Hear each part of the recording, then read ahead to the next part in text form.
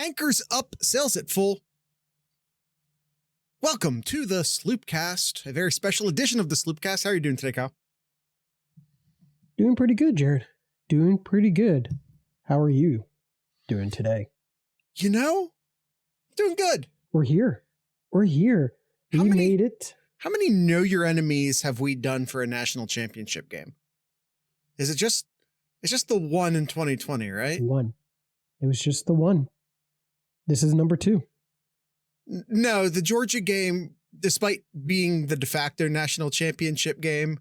Yeah, okay, this is 2. Yeah. The Georgia game was the de facto national championship game, but wasn't. But yeah, this is number 2. This is our 16th Know Your Enemy this season. Whew. A new record. It is a new record.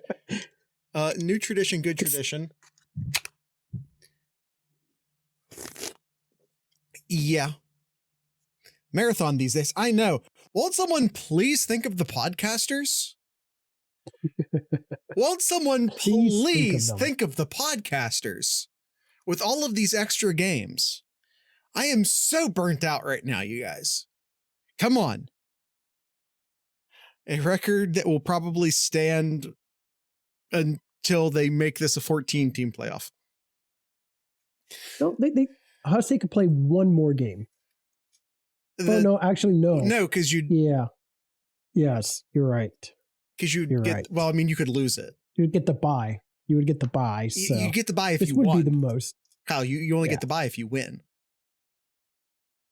Penn State could have theoretically, been. yes, you could play one more. Yeah, theoretically, you could play one. Yes. All right, here we are. Now let's not waste any more time, Jared. National Championship Edition: Ohio State versus Notre Dame in Atlanta, where Ohio State's coming down from Columbus to Atlanta to burn it all down. Yes, sir.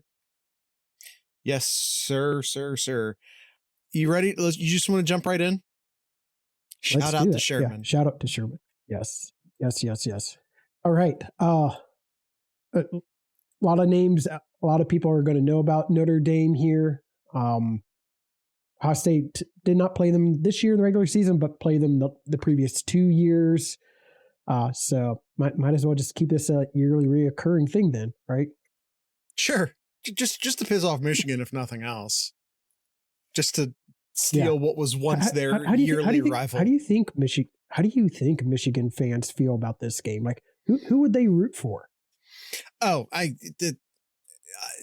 they can pretend to also be rivals with other teams all they want. We know what the score is. Yeah. All right. They're rooting for Notre Dame. No, they're rooting for the NCAA to get some sort of ransomware virus and lose all the files. Yeah. Have to start that investigation over from scratch. That's what they're worried about right now. Yeah. All right. Notre Dame, leading up to this game, beat Georgia by 13 points. Yep. Sorry, 13 points. And then Penn State by 3 points, leading up into the national championship game here. Really, this Notre Dame team has kind of really been under the radar all season. They had that bad loss early in the year against Northern Illinois. A lot of teams, a lot of people, including us, be frank, including us, really thought like, yeah, Notre Dame's good, but are they elite? Are they elite? And if you've been listening to us all year, we've always had Notre Dame as our A tier, not S tier, where we think they could win the national championship. And they kind of fell into it as other teams lost throughout the year, and they just kind of slowly been building up, and they've been really improving since that loss there. The schedule's not the greatest, but hey, they have some really good victories here against USC, against Indiana, which I forgot they did play Indiana in the first round. Totally forgot about that. Georgia, Penn State, peaking at the right time, just like Ohio State. Defense looking really good, holding Georgia to 10 points. That's really good. That's really good, guys and gals. The defense is really stout as well, as Jared's going to point out here with a lot of the stats here. It's a really balanced team in terms of offense and defensively. They don't put up a lot of points. Number 2 points per game. Number 3 offensively points per game too. So not letting up a lot, but also putting up a lot too. It's going to be two juggernauts going at it this Monday night. Okay. Kyle, really, first off, Kyle, good job talking him up. Are we going to good cop? Are we going to good cop, bad cop this? Because I'm willing to play bad cop on this. Jared, we've been doing this too long. You know the answer. Okay. Points per game, number 2 in the country defensively, 3 offensively. Cool. They kind of, I don't want to say this nicely. They kind of juice those numbers.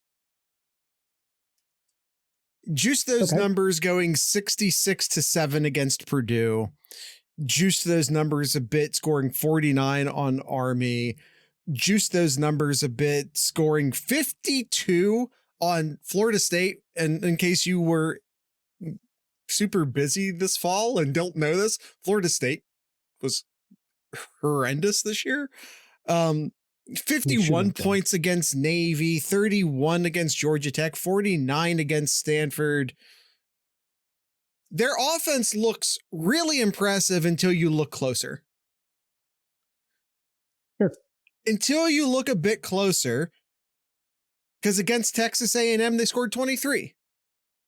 Penn State 27, Georgia 23, Indiana. They could have scored more against Indiana, acknowledged, but they only scored 27 against Indiana.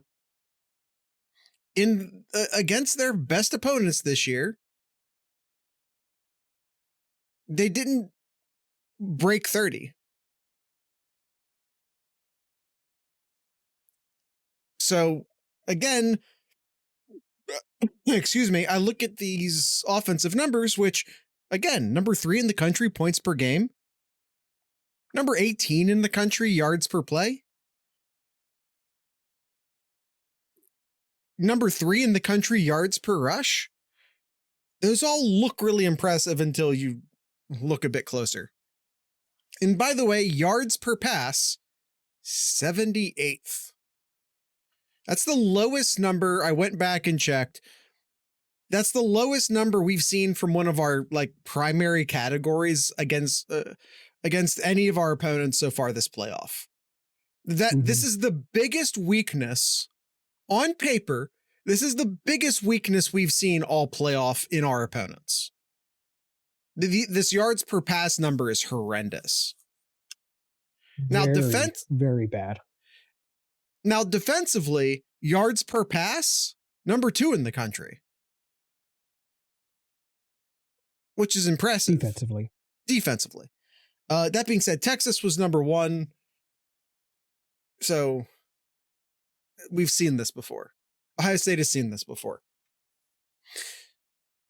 Yeah, we can look at these numbers, and the numbers look great on paper, but they have not played the teams Ohio State has played this year.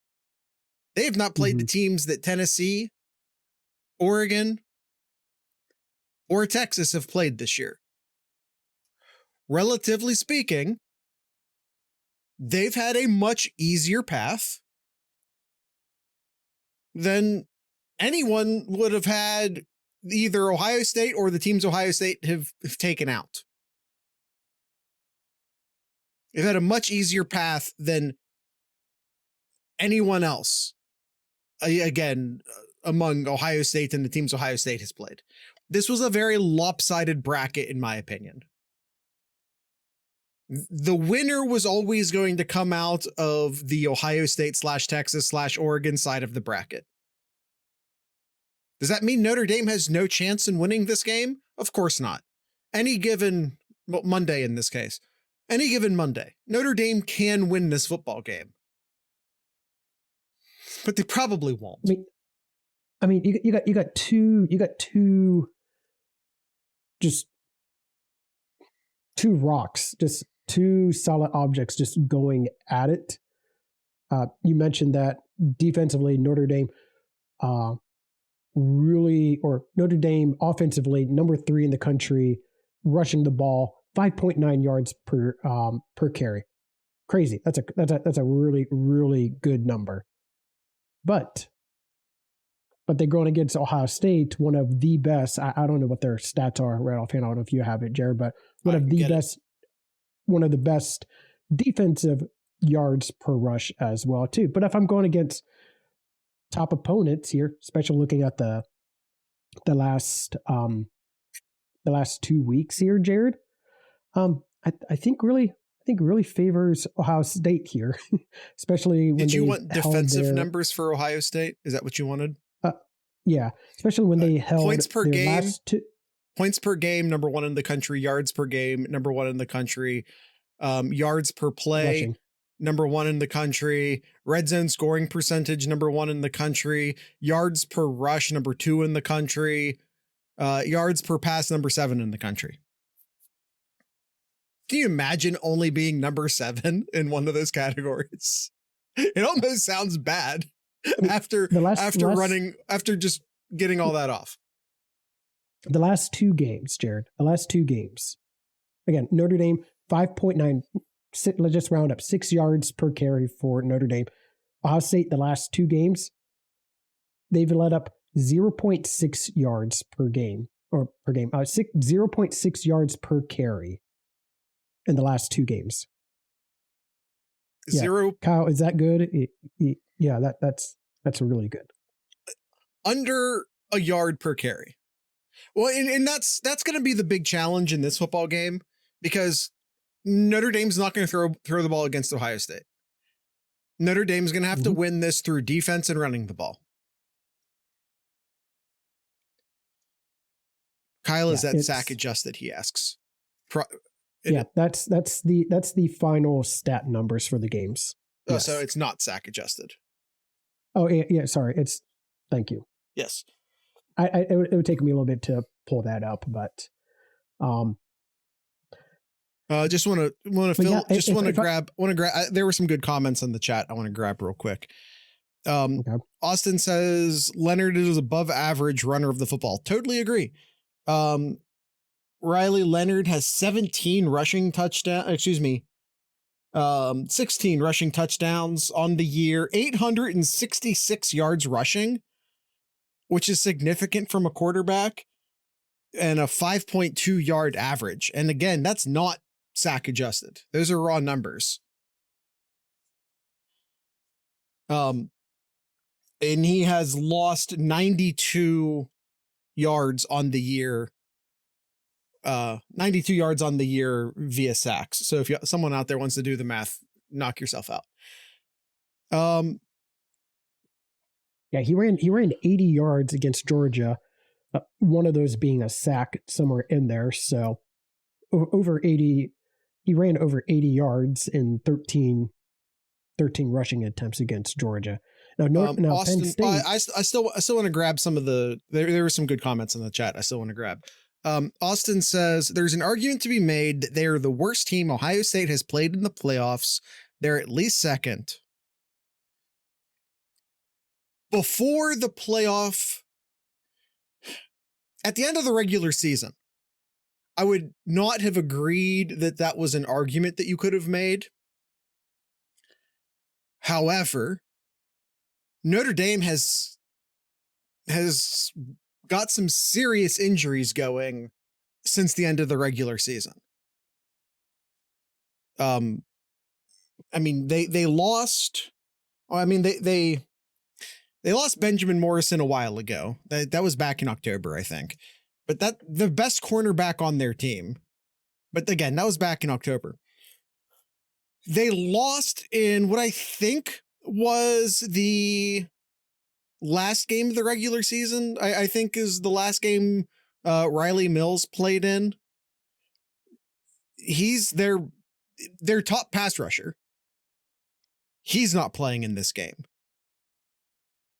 Their starting left tackle, Anthony Knapp, he's not going to play in this game.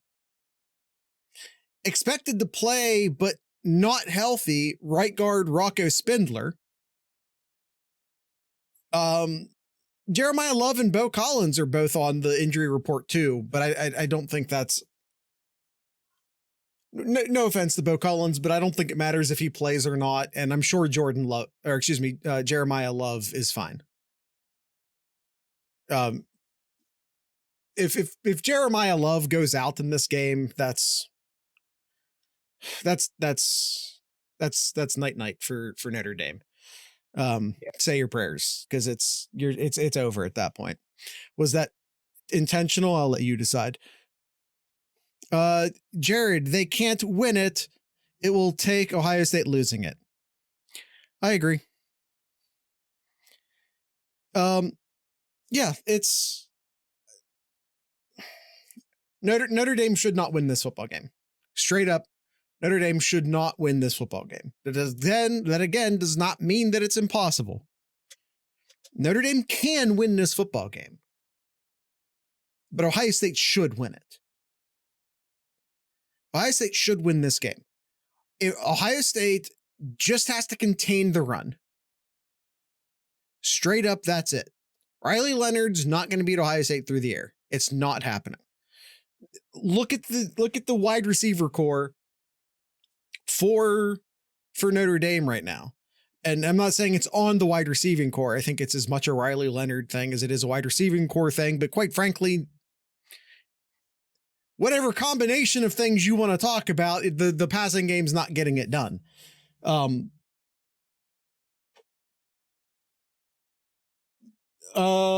Yeah, their wide receivers, their top wide receivers have 36 and 37 receptions, 464 yards and 458 yards, and a grand total of 5 touchdowns between the two of them.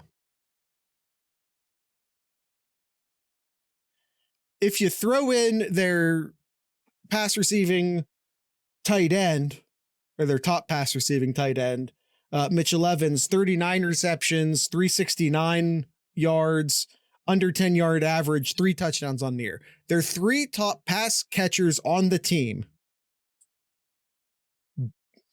combined barely over 1,000 yards, barely over 100 catches, and 8 touchdowns. That's their top 3 pass catchers combined. And by the way, one of them's name is Jaden Greathouse. And no offense, I'm sure he's a lovely individual, but Jaden Greathouse sounds like the name you give a fictional character when you're writing a really bad Game of Thrones ripoff.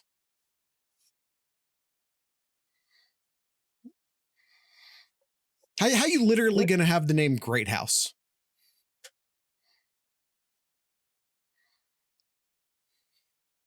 Like Jaden Drophouse. Average house at best. The jokes write themselves.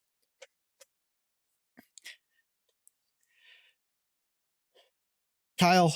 Yeah, I mean, if I'm Ohio State here, like, I mean, we read you a bunch of stats here, a bunch of numbers here, names here to kind of keep an eye out for. But if you're Ohio State, how could you not run a 4-4 defense here against Notre Dame? Or just, quite frankly, just I don't think or they need to. 5-3 or a 5-3 or a 5-3. No, I say run the base. Kyle, we've seen our safeties and what they can do against the run. Sure. Just run the base. It's fine. And our safeties, well, I don't want to say single-handedly, but, you know, Downs and Ransom saved the season by blowing up the toss play against Texas. Your base will work. 4-2-5. Just walk Lathan down. Yeah. Sure. I just ran the numbers here, Jared. Yeah. I know everybody knows it, but just seeing it visually there with those Notre Dame's top 3 receivers combined 1,291 yards, 8 touchdowns. And Jeremiah Smith, what is that? 60, 70, about 65 yards less, but 6 touchdowns more. Crazy. Jeremiah Smith by himself versus the top 3 pass catchers for Notre Dame. Yes. Yikes. And with that, we're going to go ahead and take our first ad break. TheSloopcast.com is where you can go to find all of everything Sloopcast related. Patreon, Discord, YouTube, merch, 7071, Spotify, everything over at TheSloopcast.com. If you want to help Jared and I financially, you can become a Patreon over at Patreon, or excuse me, I got that backwards. Become a patron over at patreon.thesloopcast.com. Or if you just want to help out and purchase some merchandise, merch.thesloopcast.com for some Sloopcast swag. Or if you're not into the podcast type of thing, 7071 is some cool designs that Jared's made off of some cool cities and towns in the state of Ohio. Some really cool designs there over at 7071.thesloopcast.com. So we'll go ahead and take our first ad break and be right back. Kyle wants the fans. Kyle. Nope. I keep messing that up. All right. I'll take it from Kyle, here, Jared, before you hurt yourself. Austin wants you to tell the people that he is fun. Austin is fun. Okay, as well as everybody else in here. We got Buckeye Esquire, we got Z Spikes, we got a number of Sloop Cats in our discord.thesloopcast.com. Big old family here, and really appreciate every single one of them. All right, that's enough. You're going to give him a big head. You're going to give him a big head. Stop it. Kyle, have you looked at the matchup predictor over at ESPN.com? I can look real quick. No, don't look. Don't look. Okay. All right. I'm not looking. What do you think the matchup predictor is right now? I'm going to say it's like 50. Let's say it's like 56. No, I would say 58 to 42. Okay. Austin guesses Ohio State 84%. Are they taking into account SEC refs? I don't know the math behind the matchup predictor. I can't I can't speak to that. Would you be surprised to find out that it is only 55.4% in favor of Ohio State? Wasn't that off? I thought it would have been over 60. I thought it would have been at least over 60. Approaching 66. Kyle, you and me personally, sure. I think it's more like 70-30. Oh, if we're doing my personal, I think it's 85. Like, I'm really confident going into this game. Nice. I'm really confident going into this game. I am too. Like, there hasn't, looking at what Notre Dame has done the past 2 games here, they had to throw the ball against Penn State, and Riley wasn't all that accurate. Threw 2 interceptions. He turned the ball over, which kept Penn State in the game. Penn State did what they needed to try to win the game. They stopped their rushing attack, 2.8 yards per rush, forced Riley to run the ball, force him to pass the ball more, which thus more turnovers. And Georgia, and then against Georgia, like, Riley could barely pass the ball. He was 15 for 24 for 90 yards. Like, yeah, I'm not scared. I'm not scared of this of Riley Leonard throwing the ball, but him being able to make guys miss. Big guy, like huge quarterback who's going to be able to get that extra yard or two because of his big built. So I think that putting a spy of some sort on Leonard almost every normal possession or normal downage, I think makes sense from a defensive scheme here. Unless it's like 3rd and long or something like that, but you got to keep a spy on him, because I think if our defensive ends are going to be as disruptive as they have been these past, actually all the playoffs so far, yeah, you don't need to send Cody Simon. You don't really need to send in Caleb Downs or anybody else to ransom to go in and try to get the sack, because you shouldn't really be all that worried about Leonard throwing it to beat you. It's his legs that you have to really be sure. To be worried about. Yeah, and this game, quite frankly, is going to feel a lot more like playing Army or Navy than it is going to feel like playing Texas felt. Yeah. I don't know. It's just my biggest concern right now is how confident I am. That's honestly my biggest concern. Yeah. You're right, because amazing what a month it's amazing what a month turns out to be here. A month ago, everybody's talking about canning Ryan Day. Hey, what does it take to get Marcus Freeman to come to Ohio State? What does it take to get another coach to come to Ohio State? Move forward a month and a half later, Ohio State's playing for the national title game. Yeah. All these other so-called fans that wanted to can Ryan Day are now saying, "Oh, this is," with all this confidence now of that Ohio State's going to win, that Ohio State's the best team. Ryan Day has turned a new leaf, and this and that. Now, Jared and I have come out on this podcast after the Michigan loss and said that, like, we're no longer going to be giving Ryan Day the benefit of the doubt. We still support him. We still think he's the right coach at Ohio State.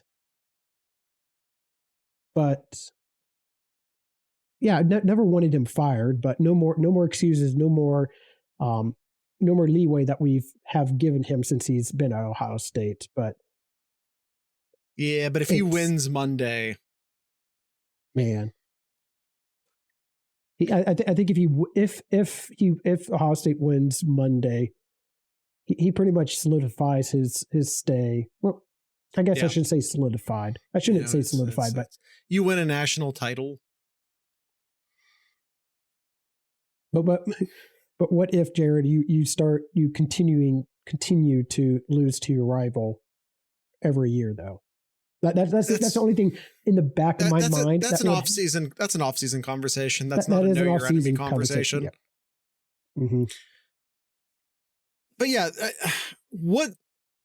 so I will say this about Notre Dame. You talked about turnovers. Notre Dame, they live and die off of turnovers. They're number 4 in the country. Turnover margin per game plus 1.1, which is number 4 in the country. They are excellent in the turnover game. I'll say this, Notre Dame's an incredibly well-coached team, and I'm not just blowing smoke up Marcus Freeman's butt because he's a former Ohio State player. I like him. I like him personally. I like him as a coach. I really like Marcus Freeman. Yeah, they have 2 really good coordinators. Mike Denbrock and Al Golden. The substitution to go for it on 4th down against Georgia was brilliant coaching. There were a couple moments in the Penn State game where I was just like, damn, what is Freeman doing right now? In a positive way, as opposed to when I was going, damn, what's James Franklin doing right now, in a, there goes James Franklin again sort of way. He's an excellent football coach. He's been playing with the best type of confidence this playoff season. So, yeah, I think Notre Dame, again, can win this football game. They can win this football game. I feel incredibly confident that Ohio State will win this football game. But there are a number of ways, most of them involving turnovers, that this game can go south for Ohio State. Absolutely. Notre Dame has an excellent defense. Still in the back of my mind here, Jared. Still in the back of my mind, even though that's a month and a half before, prior to today, we could see the offense that we've seen Ohio State during the Michigan game. Now, I don't think that's going to happen, but it's still in the back. It's still in the back of your mind that could happen. But Austin kind of beat me. But we kind of saw that against the Texas team here, and Ohio State still won by 14 points, even though the offense just committing. No, we did not time out. Committing. I'm not going to let you say that. Hold on. Committing a lot of dumb penalties that killed drives. Their offense was not cohesive. Like, there was no rhythm to the offense. Honestly, could have been up by so much more if they didn't have penalties that killed the drives and other things too. Now, if Ohio State does that again against Notre Dame and Notre Dame actually gets in good field position and actually capitalizes in the good field position that Texas did not, this would be a totally different game here. But I don't anticipate seeing that. I also don't want to, and maybe you didn't mean it this way, maybe I just heard it this way. There was no return to Michigan form against Texas. No, it wasn't. Ohio State. No, that's not what I was trying to get at. Yeah, the offensive coordinators called an excellent game against Texas. They called a piss poor game against Michigan. Yes. It's just that Texas has an incredible defense. Agree, Defense 100%. That both from a talent perspective and a matchup perspective, but also from a schematic perspective, lined up incredibly well against what Ohio State wants to do. So not only are they, NFL 11 out of 11 starters are NFL quality players on the Texas defense, if not close to it. And, they were also primarily a zone coverage team, which Ohio State's offense runs better against the man coverage team. Mm-hmm. Marcus Freeman came out recently and said that they run man and that's what they do and they're not going to change it. Now, rule 1, the doctor lies. Yes, of course. Of course. So we'll see. I think that, listen, I spent a lot of time in this podcast praising Marcus Freeman. If they think they're going to come out and play man coverage against Ohio State, strictly man, even if it's 80% man, even if it's 75% man, they're going to get torched. Just hand Ohio State the trophy. Mm. Oh, by the way, Jared, as we're recording this, the Buckeye team is officially in Atlanta, ready to roll. There you go. They can maybe afford 35%, man. Yeah. I mean, if I'm studying what Texas did now, granted, and I do like Xavier Watts and a bunch of the players. Yeah. Xavier Watts, Aiden Schuler, Leonard Moore, Christian Gray, all great defensive backs, all with multiple interceptions. Watts with 6, Schuler with 3, Moore and Gray with 2 and 3. Great players. A lot of turnovers. Don't great line players. up. Yes, absolutely. But they're not Texas in the back end. And I there's only 2 teams with the secondary like that, and it's Ohio State and it's Texas. Again, I'm not trying to put down Notre Dame's defensive backfield. I think that, again, there's a lot of talented players there. There really is. But Texas has the literal Biletnikoff winner. And even they, of course they typically run zone, but even they went zone against Ohio State. And even they, doubled, sometimes triple covered Jeremiah Smith. Not Biletnikoff. Biletnikoff's wide receiver. Someone help me. Thorpe, thank you. Literal Thorpe winner on the Texas cornerback. So I'm just saying, like, the Notre Dame secondary is very good. It doesn't have the same level of talent that either Ohio State or Texas's defensive backfield does. If they think that they're just going to run man against Ohio State, even if it's 50-50, even if they're running a lot more zone than they ever have all season, even if they run a lot more zone than they're currently saying that they're going to,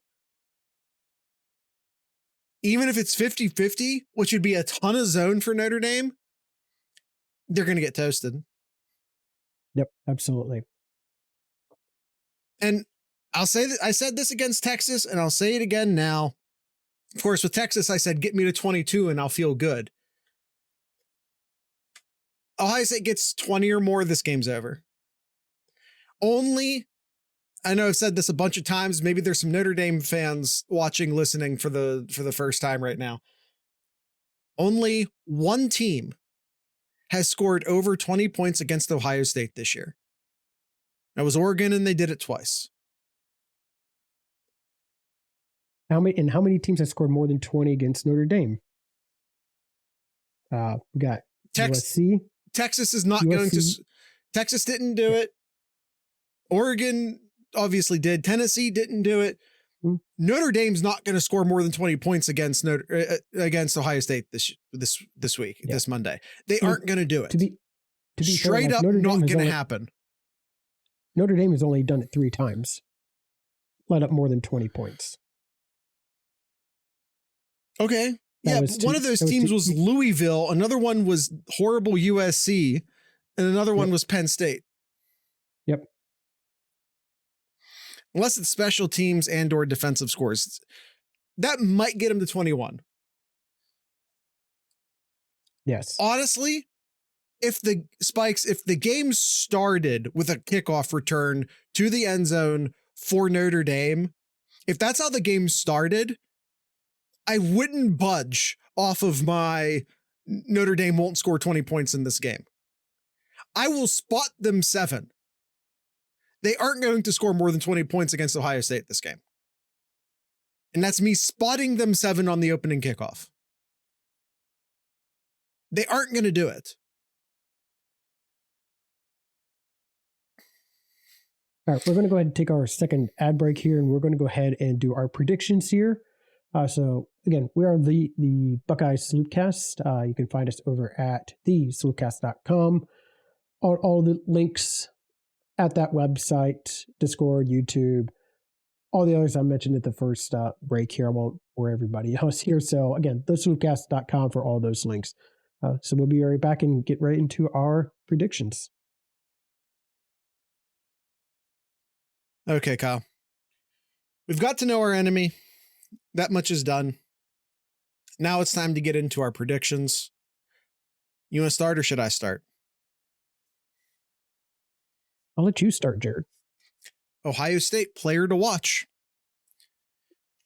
Ohio State will straight up win this game if they stop Notre Dame's run.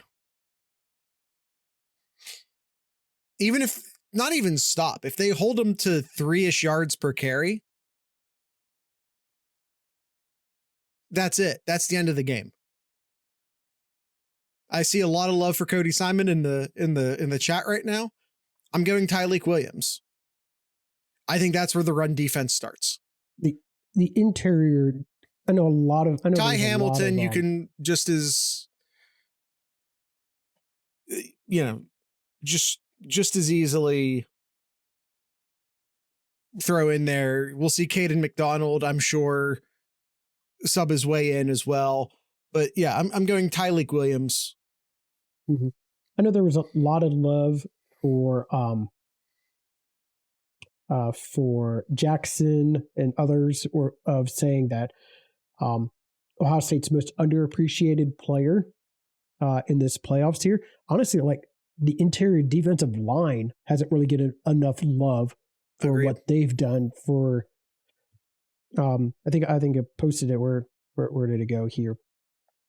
Taking out the sacks. So just runs, just actual runs here, Jared. Mm-hmm. 2.6 yards per carry. Ridiculous. I know 0.6 sounds much better, but taking out sacks, yards lost, 2.6 yards per carry. Ridiculous. And it's the defensive tackles that's really done it. And absolutely much love to Tyleek, to Ty Hamilton, to Hamilton, all of those in the interior line as well too.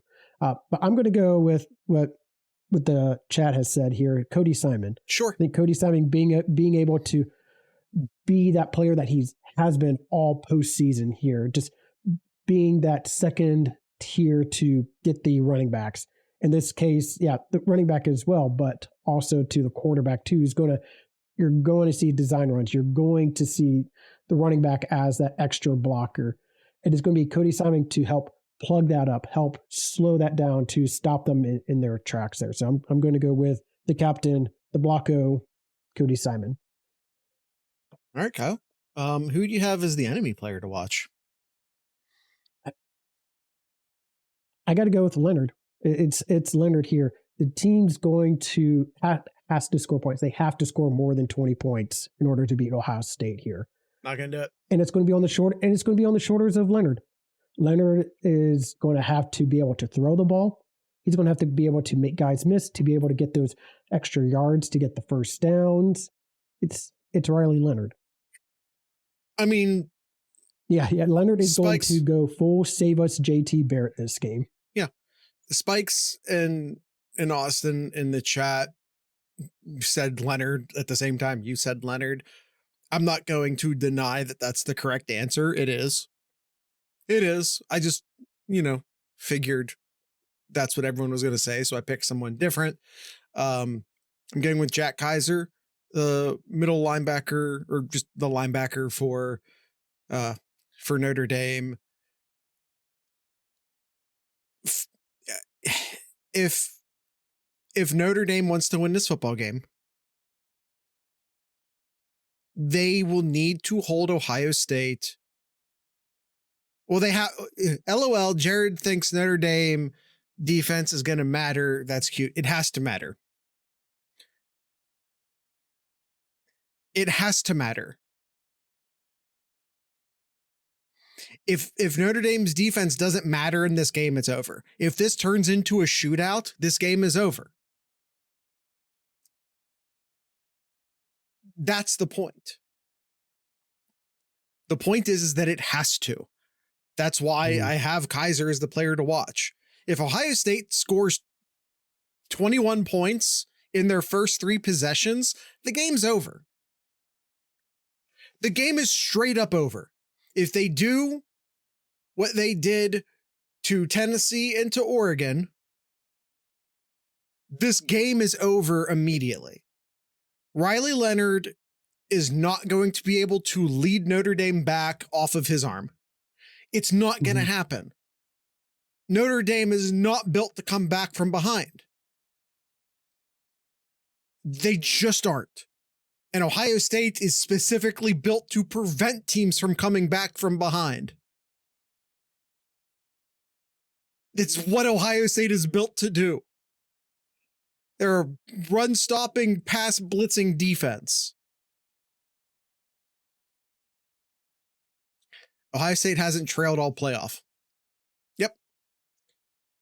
They've been tied. Texas tied them, but that's it. It has, right. The defense has to matter. So you can be like, haha, Jared thinks that Notre Dame's defense, Matt, it has to. Mm-hmm. If Notre Dame wants a chance in hell at winning this game, it has to. They have to hold Ohio State to under 20 points. A key matchup in this game, Jared. Who do you got? What do you have? I have Ohio State down the middle, just the middle of the defense versus just Riley Leonard and the running game of Notre Dame. I mean, that's similar to like what I had. I had Ohio State linebackers versus, I have in here Notre Dame quarterback, but it's Sure. the running. It's the running. Yeah. We're on the same page there. Yeah, just right, the middle of the defense. Tyleek right, the spread and Hamilton and Cody Simon and throw in both the safeties, just the middle of the defense. All right, spread here is 8.5 in favor of Ohio State. I think it's been stable these past few days here. It was started at 8.5, then went up to 9.5, then back down to 8.5. So 8.5 is where we're at. 45.5 is also the over-under in this game here. Since you picked last, I'll lead us off here. I have the final score, Ohio State 35, Notre Dame 14. I have Ohio State 41, Notre Dame 10. Kyle, the spread is 8.5. Say the line part. It's not enough. There you go. He said the thing. I think Z Spikes pull up a great stat in here. I want to verify. I trust you. I trust you. Actually, it is true. Yeah, the last two games here against Oregon and Texas. Yeah, you did, Z Spikes. Against Oregon and Texas, Ohio State has scored 69 points. Or it was Esquire? Okay. Sorry, Esquire. Yeah, I thought about bringing back the classic bit for this, but ultimately decided not to. All right. All right. We're going to go ahead and go into Austin's over-unders for the final time this season. National Championship Edition. All right, first question here from Austin. For all the marbles and the four-leaf clovers too. Total points scored in the middle 8. The middle 8 minutes that we've so talked about, or it has been talked about with the Tennessee game and the Oregon game and the Texas game. The middle 8 minutes, 9.5 points scored. Oh, I have no clue. I don't know. I'm going to say over. I'll just go under. I'm just going to go opposite of Jared. I'll say under because I don't know either. I have no idea how to guess that. Yeah, that's so many factors go into that. Yeah. Leonard rushing attempts at 11.5. Over. Over. I got to look. How many rushing attempts has he had the past couple of games? Spikes goes in the first half. First half. He had 18 against Penn State, 14 against Georgia, and 11 against Indiana. Yes, over, in case you didn't hear me. Jeremiah Smith total yards at 93.5 yards. Total yards. If they're going man here, actually, Jared, you go ahead. No. I mean, exactly what you were about to say. If the talk is real and not a smokescreen, and they actually think they're gonna come out and run man against Ohio State's wide receivers, over. I mean, over. My heart says My heart says over here. I'm just looking here. Does your head agree? Other than the Texas game where they triple covered him for a lot of the game, 187 yards, 187 yards against Oregon, 103 yards against Tennessee here. Yeah, if they're going man, I'm going to go over. All right. Travion Henderson rushing yards minus Quinshon Judkins rushing yards. So he's expecting Travion to rush more than Judkins here. He has Henderson having 23 and a half more yards than Judkins.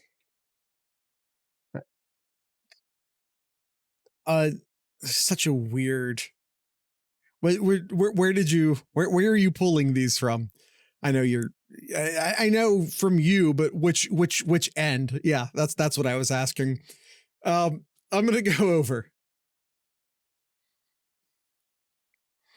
I don't even know. Yes, just rushing yards. I mean, looking at what the teams have done, or not the teams, but the two have done over the games. Henderson was a monster against Tennessee, and they only had 9-yard difference in favor of Henderson in the Oregon game, and 6-yard difference against the Texas game. So I'm going to go under. The Austin. I'm going to go under for that one. All right, total game turnovers at 3.5. 3.5's a lot. That's a lot. I'm going to go under. I think now 2.5. All right, you might have questioned me a little bit about 2.5, but 3.5. I think that's too much. I'm going to go under.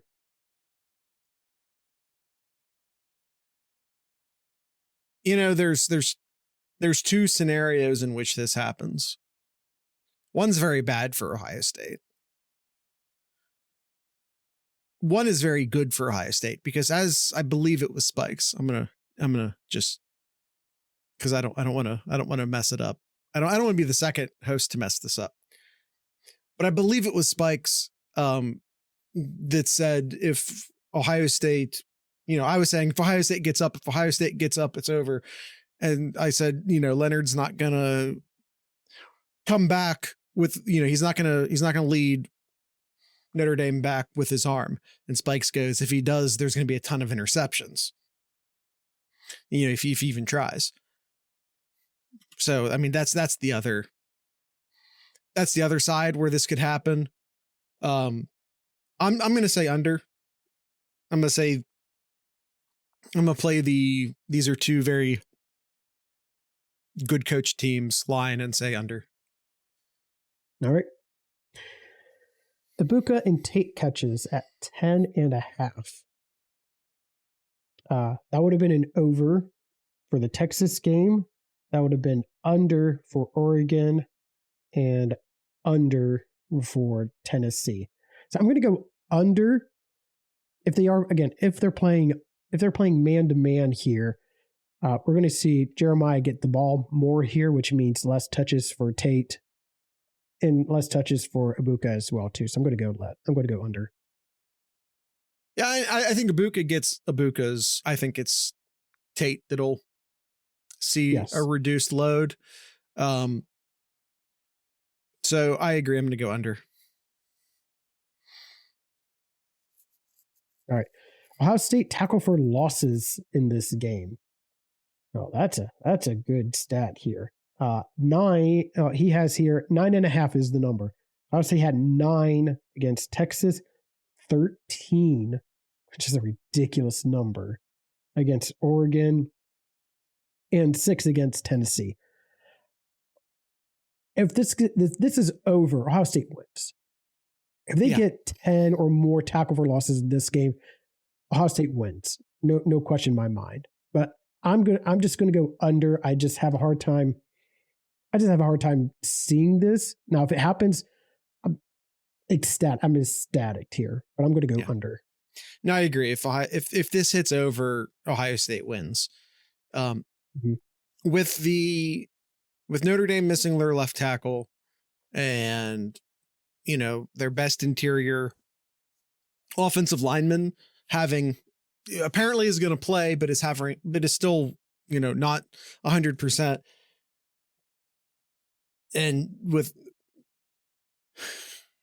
Riley Leonard trying to make plays happen, getting caught up doing so, I can see the over hit on this. So give me the over.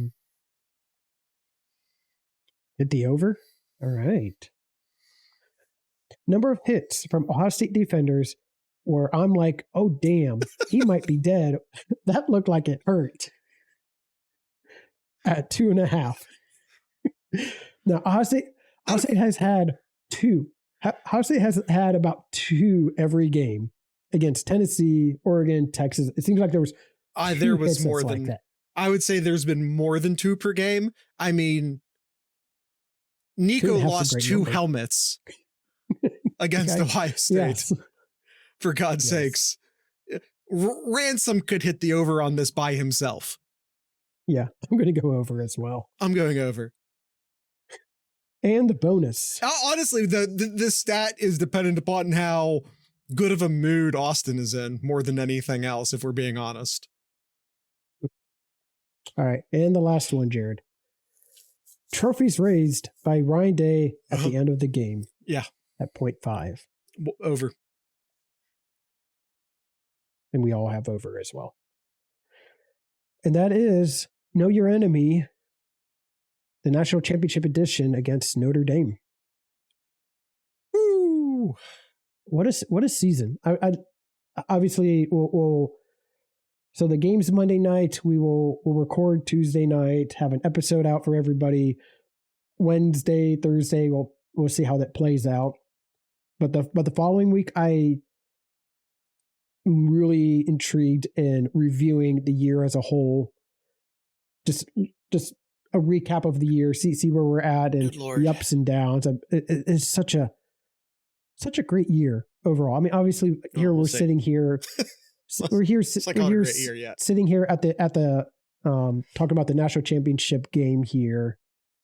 But I mean, we knew this was going to be a fun team to watch. We knew this was going to be a fun team, a very explosive, very talented team with all the players that came back, all the talent here, and it's just great to see they're actually getting to this point to play for a national title. Yeah, we wouldn't be here if we were the BCS, the 14 playoff. Nope, we would never have seen that. We never would have seen the semifinals. We never would have seen the semifinal teams if we had what we had before. We win back to back in 2015 if we had this system. This is why I hate the Bulls. Prove me wrong. Yeah. This is why I hate the Bulls. The Bulls kept this from us for decades. This is the future we should have had decades ago. That was a weird sentence, but you know what I'm trying to say. This is the reality we should have had decades ago. Since 2014, the slogan was undisputed for a 4-team playoff. I think we'll go with the most undisputedest for the 12-team. Meanwhile, you have Bama still crying that they didn't make the playoffs, probably. Who else was super? Miami. Miami was really crying about not making the playoffs too. Yeah. All right. Anything else before we wrap it up, Jared? Live forever is an amazing sign. I don't know who that man is, but I hope he has a ticket. And if he doesn't, give him one.